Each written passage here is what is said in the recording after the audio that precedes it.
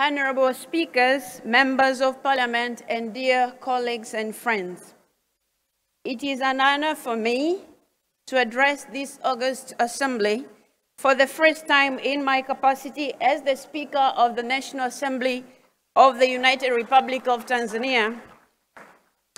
Having assumed this position a few months ago, or 2 months to be more precise, please accept warm wishes from the members of Parliament of Tanzania. We are gathered here today at a time when the planet Earth stands at a perilous point. This August Assembly comes just a few months after the critical meeting of COP26 in Glasgow. The world is reeling from the devastating effects of COVID-19 pandemic. All these come in the backdrop of the climate crisis that has spared no part of the globe. As we reflect on how we can together build back better, let us seize this moment to discuss the critical role of parliaments to support governments in achieving net zero to save the planet. Madam Chair, Honorable Speakers, Members of Parliament, dear colleagues and friends, 7 years ago, in the landmark Paris Agreement, countries made commitments to address the vagaries of climate change through various measures: adaptation, mitigation, loss and damage, financing, and developing nationally determined contributions. Since then, some milestones have been achieved. However, the threat to planet Earth remains huge and real. As fast as the click of the clock, we have witnessed the surging of the consequences of the climate crisis: severe floods, prolonged droughts, sea level rise, declining crop yield, food insecurity, all of which have adversely affected human lives. It was against this backdrop that COP26 was held in Glasgow. Given the importance of that meeting, the United Republic of Tanzania was represented at the highest level by Her Excellency, the President, Madam Samia Suluhu Hassan.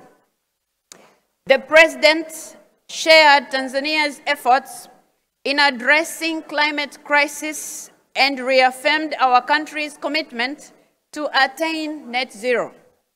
Speaking to the urgency of the matter, President Samia Suluhu Hassan called on other world leaders to take action without any further delay. Indeed, in that meeting, it became crystal clear: the world is at a tipping point.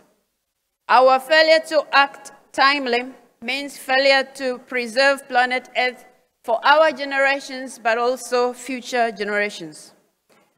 Madam Chair, Honorable Speakers, Members of Parliament, and colleagues, one of the areas that are still lagging behind to attain our set objectives is climate financing.